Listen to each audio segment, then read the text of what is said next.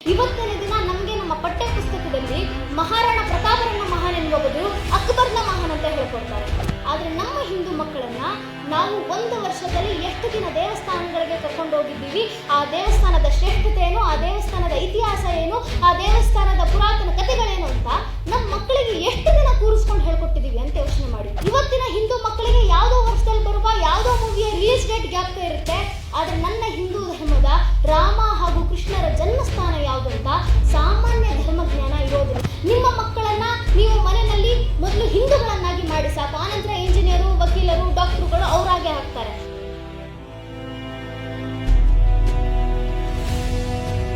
ಮನೆಯಲ್ಲಿ ಒಂದು ಮಗು ಇದೆ ಅಂದ್ರೆ ತಂದೆ ತಾಯಿಗಳು ಆ ಮಗುವಿನ ಬಗ್ಗೆ ಕನಸು ಕಾಣ್ತಾರೆ. ಏನಂತ ಕನಸು ಕಾಣ್ತಾರೆ ಅಂದ್ರೆ, ನನ್ನ ಮಗು ಚೆನ್ನಾಗಿ ಓದಬೇಕು, US ಅಮೆರಿಕಾದಲ್ಲಿ ಜಾಬ್ ತಗೊಂಡು ಅಲ್ಲೇ ಸೆಟ್ಲ್ ಆಗಿಬಿಡ್ಬೇಕು, ಇಲ್ಲೇನಾದ್ರೂ ತೊಂದರೆ ಇದ್ರೆ ನಾನು ಅಲ್ಲಿಗೆ ಹೊರಟು ಬಿಡ್ತೀನಿ, ದೇಶ ಧರ್ಮ ಕಟ್ಕೊಂಡು ನನಗೇನು ಅಂತ ಈ ಮನಸ್ಥಿತಿ ಇದೆಯಲ್ಲ, ಈ ಮನಸ್ಥಿತಿಯಿಂದಲೇ ಇವತ್ತು ನನ್ನ ಹಿಂದೂ ಧರ್ಮ ಈ ಸ್ಥಾನಕ್ಕೆ ತಲುಪಿರೋದು ಅಂತ. ಯಾಕಂದ್ರೆ ನೆನಪಿರ್ಲಿ, ಕಬ್ಬಿಣವನ್ನ ಯಾರ ಕೈಯಲ್ಲೂ ನಾಶ ಮಾಡ್ಲಿಕ್ಕೆ ಸಾಧ್ಯ ಇಲ್ಲ, ತನಗೆ ಹಿಡಿದಿರುವಂತ ತುಕ್ಕೆ ಅದನ್ನ ನಾಶ ಮಾಡುತ್ತೆ. ಅದೇ ರೀತಿನಲ್ಲಿ ನನ್ನ ಸನಾತನ ಹಿಂದೂ ಧರ್ಮವನ್ನು ಸಹ ಯಾರ ಕೈಯಲ್ಲೂ ನಾಶ ಮಾಡ್ಲಿಕ್ಕಾಗ್ಲಿಲ್ಲ.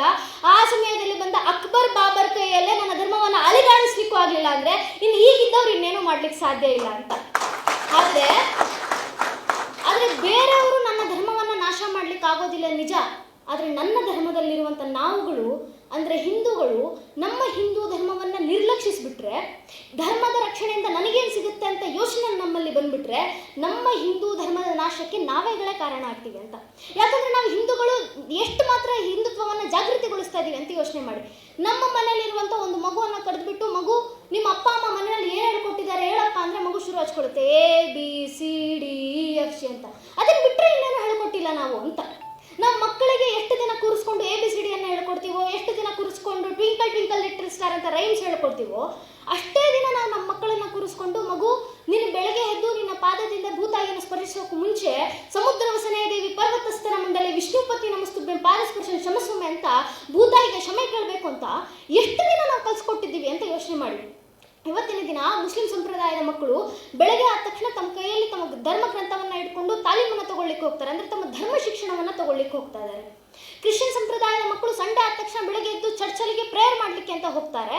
ಆದ್ರೆ ನಮ್ಮ ಹಿಂದೂ ಮಕ್ಕಳನ್ನ ನಾವು ಒಂದು ವರ್ಷದಲ್ಲಿ ಎಷ್ಟು ದಿನ ದೇವಸ್ಥಾನಗಳಿಗೆ ಕರ್ಕೊಂಡು ಹೋಗಿದ್ದೀವಿ, ಆ ದೇವಸ್ಥಾನದ ಶ್ರೇಷ್ಠತೆ ಏನು, ಆ ದೇವಸ್ಥಾನದ ಇತಿಹಾಸ ಏನು, ಆ ದೇವಸ್ಥಾನದ ಪುರಾತನ ಕಥೆಗಳೇನು ಅಂತ ನಮ್ಮ ಮಕ್ಕಳಿಗೆ ಎಷ್ಟು ದಿನ ಕೂರಿಸ್ಕೊಂಡು ಹೇಳ್ಕೊಟ್ಟಿದ್ದೀವಿ ಅಂತ ಯೋಚನೆ ಮಾಡಿ. ಎಷ್ಟು ದಿನ ನಮ್ಮ ಮಕ್ಕಳನ್ನು ಕೂರಿಸ್ಕೊಂಡು ಹಿಂದೂ ಗ್ರಂಥಗಳ ಬಗ್ಗೆ, ರಾಮಾಯಣದ ಬಗ್ಗೆ, ಮಹಾಭಾರತದ ಬಗ್ಗೆ, ಭಗವದ್ಗೀತೆಯಲ್ಲಿರುವಂಥ ಶ್ಲೋಕಗಳ ಬಗ್ಗೆ, ಅದರ ಅರ್ಥದ ಬಗ್ಗೆ ಎಷ್ಟು ದಿನ ಹೇಳ್ಕೊಟ್ಟಿದ್ದೀವಿ ಅಂತ.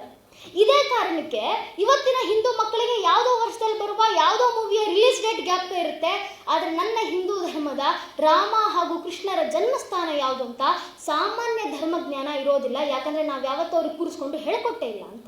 ಇವತ್ತಿನ ದಿನ ಬೇರೆ ಬೇರೆ ಮತಪಂಥದ ಮಕ್ಕಳಿಗೆ ಅವರ ಮತಪಂಥಗಳ ಬಗ್ಗೆ ಅಷ್ಟು ಚೆನ್ನಾಗಿ ನೆನಪಿದೆ, ಅಷ್ಟು ಚೆನ್ನಾಗಿ ಗೊತ್ತಿದೆ, ಅವರ ಮತಪಂಥಗಳ ಬಗ್ಗೆ ಅಷ್ಟು ಗೌರವ ಇದೆ. ಯಾಕಂದ್ರೆ ಅವ್ರ ತಂದೆ ತಾಯಿ ಚಿಕ್ಕಂದಿನಿಂದ ಹೇಳ್ಕೊಟ್ಟಿರ್ತಾರೆ, ಮಗು ನನ್ನ ಧರ್ಮದ ಶ್ರೇಷ್ಠತೆ ಎಂಥದ್ದು, ನಮ್ಮ ಧರ್ಮದಲ್ಲಿರುವಂತ ಶ್ರೇಷ್ಠ ಕಥೆಗಳಿದು, ನನ್ನ ಧರ್ಮದಲ್ಲಿರೋ ದೇವರುಗಳು ಇವರು, ಧರ್ಮವನ್ನ ನೀನು ರಕ್ಷಿಸಬೇಕು, ಗೌರವಿಸಬೇಕು ಅಂತ ತಂದೆ ತಾಯಿಗಳು ಪ್ರತಿದಿನ ಹೇಳ್ಕೊಡ್ತಾರೆ. ಆದ್ರೆ ನಾವು ಯಾವತ್ತೂ ನಮ್ಮ ಮಕ್ಕಳಿಗೆ ಹೇಳ್ಕೊಟ್ಟೇ ಇಲ್ಲ. ಮನೆಯಲ್ಲಿ ಮಗು ಹುಟ್ಟಿದ ತಕ್ಷಣ ನಾವು ನಿರ್ಧಾರ ಮಾಡ್ಬಿಡ್ತೀವಿ, ನನ್ನ ಮಗ ಇಂಜಿನಿಯರೇ ಆಗೋದು, ನನ್ನ ಮಗ ಡಾಕ್ಟರೇ ಆಗೋದು ಅಂತ. ಆದ್ರೆ ಏನ್ ಸುಖ? ಇವತ್ತು ಸ್ವಿಟ್ಜರ್ಲ್ಯಾಂಡಿನ ಒಟ್ಟು ಜನಸಂಖ್ಯೆ ಎಷ್ಟಿದೆ ಅಷ್ಟು ಇಂಜಿನಿಯರ್ಗಳನ್ನ ಭಾರತ ಪ್ರತಿ ವರ್ಷ ಪ್ರೊಡ್ಯೂಸ್ ಮಾಡುತ್ತೆ. ಆದ್ರೆ ಏನು ಸಾರ್ಥಕ? ಅದರಲ್ಲಿ 0.0001% ನಷ್ಟು ಜನರಿಗೂ ಕೂಡ ತಮ್ಮ ಹಿಂದೂ ಧರ್ಮದ ಬಗ್ಗೆ ಸಾಮಾನ್ಯ ಜ್ಞಾನ ಇರೋದಿಲ್ಲ, ತಂದೆ ತಾಯಿಗಳನ್ನ ಯಾವ ರೀತಿ ನೋಡ್ಕೋಬೇಕು ಅನ್ನೋ ಸಂಸ್ಕಾರ ಇರೋದಿಲ್ಲ. ಅದಕ್ಕೆ ಅವರಲ್ಲಿ ಇಂಜಿನಿಯರ್, ಡಾಕ್ಟರ್ ಆಗಿರ್ತಾರೆ, ತಂದೆ ತಾಯಿಗಳನ್ನ ಇಲ್ಲಿ ವೃದ್ಧಾಶ್ರಮದಲ್ಲಿ ಬಿಟ್ಟು ಹೋಗಿರ್ತಾರೆ. ನೀವು ಅಕಸ್ಮಾತ್ ನಮ್ಮ ಮಕ್ಕಳನ್ನು ನಾವು ಶಾಲೆಗೆ ಕಳಿಸ್ತಾ ಇದೀವಲ್ಲ, ಶಾಲೆಯಲ್ಲಿ ಅವರಿಗೆ ಧರ್ಮದ ಬಗ್ಗೆ ಹೇಳ್ಕೊಡ್ತಾರೆ, ಸಂಸ್ಕಾರವನ್ನ ನೀಡ್ತಾರೆ ಅಂದ್ರೆ ದಯವಿಟ್ಟು ಅದ್ರ ಬಗ್ಗೆ ಕಲ್ಪನೆ ಸಹ ಮಾಡ್ಲಿಕ್ಕೆ ಹೋಗ್ಬೇಡಿ. ಯಾಕಂದ್ರೆ ಮೆಕಾಲೆ ಈ ಎಜುಕೇಶನ್ ಸಿಸ್ಟಮ್ ಅನ್ನ ಭಾರತಕ್ಕೆ ತಂದಿದೆ, ಭಾರತಕ್ಕೆ ತುಂಡರಿಸ್ಲಿಕ್ಕೆ ಆಗೋದ್ರಿಂದ ಇವತ್ತಿನ ದಿನ ನಮಗೆ ನಮ್ಮ ಪಠ್ಯ ಪುಸ್ತಕದಲ್ಲಿ ಮಹಾರಾಣಾ ಪ್ರತಾಪರನ್ನ ಮಹಾನ್ ಎನ್ನುವ ಬದಲು ಅಕ್ಬರ್ನ ಮಹಾನ್ ಅಂತ ಹೇಳ್ಕೊಡ್ತಾರೆ, ಛತ್ರಪತಿ ಶಿವಾಜಿ ಮಹಾರಾಜರನ್ನ ಮಹಾನ್ ಎನ್ನುವ ಬದಲು ಜಹಾಂಗೀರ್ನ ಮಹಾನ್ ಅಂತ ಹೇಳ್ಕೊಡ್ತಾರೆ, ಸಾವರ್ಕರ್ರನ್ನ ಮಹಾನ್ ಎನ್ನುವ ಬದಲು ಇನ್ಯಾರ ಮೆಕಾಲೆನ ಮಹಾನ್ ಅಂತ ಹೇಳ್ಕೊಡ್ತಾರೆ, ಭಗತ್ ಸಿಂಗರನ್ನ ಮಹಾನ್ ಎನ್ನುವ ಬದಲು ಟಿಪ್ಪು ಸುಲ್ತಾನ್ನ ಮಹಾನ್ ಅಂತ ಹೇಳ್ಕೊಡ್ತಾರೆ, ಹಿಂದೂಗಳನ್ನ ಆತಂಕವಾದಿಗಳು ಒಂದು, ಮೊಘಲರನ್ನ ಶಾಂತಿ ದೂತರು ಅಂತ ಹೇಳ್ಕೊಡ್ತಾರೆ. ಅದರಿಂದ ನಿಮ್ಮ ಮಕ್ಕಳಿಗೆ ಅಥವಾ ನಮಗೆ ಈ ಶಿಕ್ಷಣದಿಂದ ಯಾವುದೇ ಧರ್ಮದ ಬಗ್ಗೆ ತಿಳುವಳಿಕೆ ಬರೋದಿಲ್ಲ. ಈ ಕ್ಷಣ ಇಲ್ಲೇ ಕೂತಿರುವಂಥ ನಿಮಗೆ, ನೀವು ಶಾಲೆಗೆ ಹೋಗ್ತಾ ಇರಬೇಕಾದ್ರೆ, ನೀವು ಚಿಕ್ಕವರು ಇರಬೇಕಾದ್ರೆ ನಿಮ್ಮ ಇತಿಹಾಸದ ಪಠ್ಯ ಪುಸ್ತಕಗಳಲ್ಲಿ ಯಾರ ಬಗ್ಗೆ ಹೇಳ್ಕೊಟ್ರು ಅಂದರೆ ನಿಮ್ಮ ಬಾಯಲ್ಲಿ ಬರೋದು 3 ಹೆಸರು: ಅಕ್ಬರು, ಶಹಜಾನ, ಅಲೆಕ್ಸಾಂಡರು. ಇವ್ರು ಬಿಟ್ಟು ಮುಂದೆ ಹೋಗಲೇ ಇಲ್ಲ ಅಂತ. ನಾವು ಶಾಲೆನಲ್ಲಿದ್ದ ಅಷ್ಟು 10 ವರ್ಷ ಯಾರ ಬಗ್ಗೆ ಕಲಿತ್ವಿ ಅಂದರೆ ಇವ್ರ 3 ಜನದ ಬಗ್ಗೆ, ಇವ್ರ ಮಕ್ಕಳ ಬಗ್ಗೆ, ಇವ್ರ ಮೊಮ್ಮಕ್ಕಳ ಬಗ್ಗೆ, ಇವ್ರ ಇಡೀ ವಂಶಾವಳಿಯ ಬಗ್ಗೆ ಕಲಿತ್ವಿ. ಆದರೆ ನಮ್ಮ ಹಿಂದೂ ಧರ್ಮವನ್ನೇ ರಕ್ಷಿಸಿದಂಥ ಹಿಂದೂ ರಾಜರ ಬಗ್ಗೆ ನಾವು ಯಾವತ್ತೂ ಕಲೀಲೇ ಇಲ್ಲ.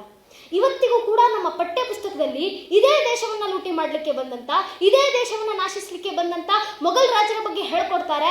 ಆದರೆ ಇಡೀ ಭಾರತದಲ್ಲಿ ಹಿಂದೂ ಸ್ವರಾಜ್ಯ ಸಾಮ್ರಾಜ್ಯವನ್ನು ನಿರ್ಮಿಸಿದಂಥ ಛತ್ರಪತಿ ಶಿವಾಜಿ ಮಹಾರಾಜರ ಬಗ್ಗೆ ಹೇಳ್ಕೊಡೋದಿಲ್ಲ.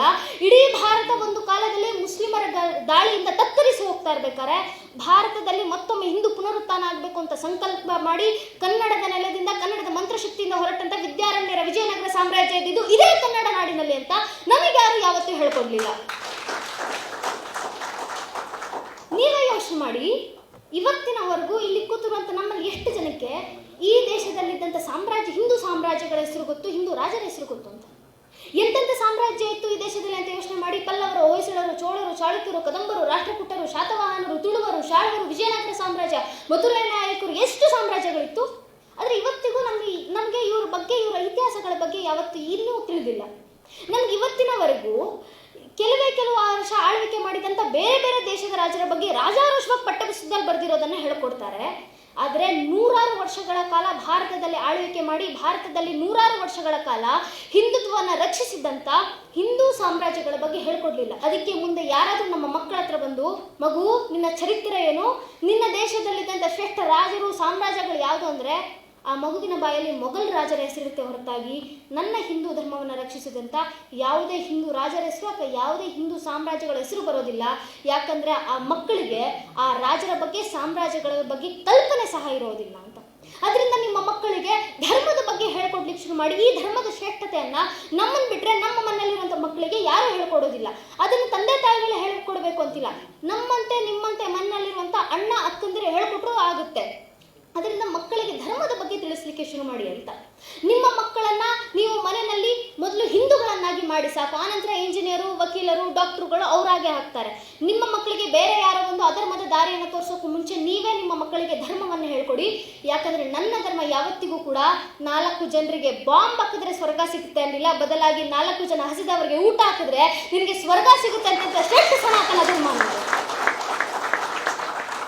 ಅದಕ್ಕಾಗಿ ಈ ಪರಂಪರೆ ಬಗ್ಗೆ ನಿಮ್ಮ ಮಕ್ಕಳಿಗೆ ತಿಳಿಸ್ಕೊಡಿ ಅಂತ ಹೇಳೋದು. ಪ್ರತಿಯೊಬ್ಬ ಹಿಂದೂ ಕೂಡ ಇದನ್ನು ಹೆಮ್ಮೆಯಿಂದ ಹೇಳಬೇಕು. ಏನಂದರೆ ನಾವು ಹಿಂದೂಗಳು ಇವತ್ತು ಜಗತ್ತಿಗೆ ತೋರಿಸ್ಕೊಟ್ಬಿಟ್ಟಿದ್ದೀವಿ, ನಾವು ಹಿಂದೂಗಳು ಮಲಗಿಲ್ಲ, ಜಾಗೃತರಾಗ್ತಾ ಇದ್ದೀವಿ ಅಂತ. ಯಾಕಂದರೆ ಇವತ್ತಿನ ದಿನ ಲವ್ ಜಿಹಾದನ್ನು ಬೆಂಬಲಿಸುವಂಥ ಒಂದು ಆ್ಯಡ್ ಬಂದಾಗ ಎಲ್ಲ ಹಿಂದೂಗಳು ಅದರ ವಿರುದ್ಧವಾಗಿ ಧ್ವನಿ ಎತ್ತುತ್ತೀವಿ. ಕಂಪನಿ ಕೆಲವು ದಿನಗಳಲ್ಲಿ ಇಡೀ ಆ್ಯಡನ್ನು ವಾಪಸ್ ತಗೊಳ್ಳುತ್ತೆ. ಒಂದು ಬಯೋಪಿಕ್ ಮೂವಿನಲ್ಲಿ ಮುಸಲ್ಮಾನ್ ಹುಡುಗನ ಹೆಸರಿನ ಜಾಗದಲ್ಲಿ ಹಿಂದೂ ಹುಡುಗನ ಹೆಸರಿಟ್ಟು ಅದನ್ನು ವಿಲನ್ನ ರೀತಿಯಲ್ಲಿ ಬಿಂಬಿಸಲಾಗಿದೆ ಅಂತ ಗೊತ್ತಾದಾಗ ಎಲ್ಲ ಹಿಂದೂಗಳು ರಾತ್ರಿ ತಾವು ಕೊಂಡುಕೊಂಡಂಥ ಟಿಕೆಟ್ ಅನ್ನು ವಾಪಸ್ ತಗೊಂತಾರೆ. ರಾತ್ರಿ ಇಡೀ ಮೂವಿ ಫ್ಲಾಪ್ ಆಗುತ್ತೆ. ಒಂದು ಮೂವಿಗೆ ಲಕ್ಷ್ಮೀ ಬಾಂಬ್ ಅಂತ ಹೆಸರಿಟ್ಟು ಹಿಂದೂಗಳ ಭಾವನೆಗೆ ಧಕ್ಕೆ ತರ್ತಾ ಇದ್ದಾರೆ ಅಂತ ಗೊತ್ತಾದಾಗ ನಾವು ಎಲ್ಲ ಹಿಂದೂಗಳು ಒಟ್ಟಾಗಿ ಅದರ ವಿರುದ್ಧವಾಗಿ ಧ್ವನಿ ಎತ್ತುತ್ತೀವಿ. ಆ ಮೂವಿ ಕೆಲವೇ ದಿನಗಳಲ್ಲಿ ತನ್ನ ಇಡೀ ಟೈಟಲನ್ನೇ ಬದಲಾಯಿಸ್ಕೊಳ್ಳುತ್ತೆ. ಅದರಿಂದ ಇವತ್ತು ನಾವು ಹಿಂದೂಗಳು ಜಾಗೃತರಾಗ್ತಾ ಇದ್ದೀವಿ ಅಂತ ನಿಜವಾಗ್ಲೂ ಹೆಮ್ಮೆಯಿಂದ ಹೇಳಬೇಕು. ಅದಕ್ಕೆ ನನ್ನ ನೆಚ್ಚಿನ ಬಂಧುಗಳೇ, ಇಂಥ ಶ್ರೇಷ್ಠ ಹಿಂದೂ ಧರ್ಮವನ್ನು ನಮ್ಮ ಮಕ್ಕಳಿಗೆ ತಿಳಿಸ್ಕೊಡೋಣ. ನಮ್ಮ ಮಕ್ಕಳಿಗೆ ಹಿಂದೂ ಧರ್ಮವನ್ನು ಯಾತಕ್ಕೆ ತಿಳಿಸ್ಕೊಡ್ಬೇಕು ಅಂದರೆ ನೆನಪಿರಲಿ, ಜಗತ್ತಿನಲ್ಲಿರುವಂಥ ಕೆಲವು ಮತಪಂಥಗಳಲ್ಲಿ ಜನರು ಭಗವಂತನಿಗೆ ಅರ್ಥ ಆದರೆ ಒಂದಿಷ್ಟು ಜನ ಮಿಷನರಿಗಳಾಗ್ಬಿಡ್ತಾರೆ. ಇನ್ನೊಂದಿಷ್ಟು ಮತಪಂಥಗಳಲ್ಲಿ ಜನರು ಭಗವಂತನಿಗೆ ಹತ್ತಿರವಾದರೆ ಟೆರರಿಸ್ಟ್ಗಳಾಗ್ಬಿಡ್ತಾರೆ. ಆದರೆ ನನ್ನ ಏಕೈಕ ಸನಾತನ ಹಿಂದೂ ಧರ್ಮದಲ್ಲಿ ಮಾತ್ರ ಜನರು ಭಗವಂತನಿಗೆ ಹತ್ತಿರವಾದರೆ ಸರ್ವೇ ಜನ ಸುಖಿನೋ ಭವಂತು, ಸರ್ವೇ ಸಂತು ನಿರಾಮಯ, ಸರ್ವೇ ಭದ್ರಾಣಿ ಪಶ್ಯಂತು ಮಾ ಕಶ್ಚಿತ್ ದುಃಖ ಭಾಗವತ್ ಎಂಬ ಸರ್ವಶ್ರೇಷ್ಠ ಶಾಂತಿ ಮಂತ್ರವನ್ನು ಜಗತ್ತಿಗೆ ನೀಡುವಂಥ ಜ್ಞಾನಾರ್ಜನೆಗಳಲ್ಲಿ ಒಬ್ಬರಾಗಿ ಇಡೀ ಜಗತ್ತಿಗೆ ಸದಾಕಾಲ ಕೊಡುಗೆಗಳಾಗಿ ಉಳಿತಾರೆ.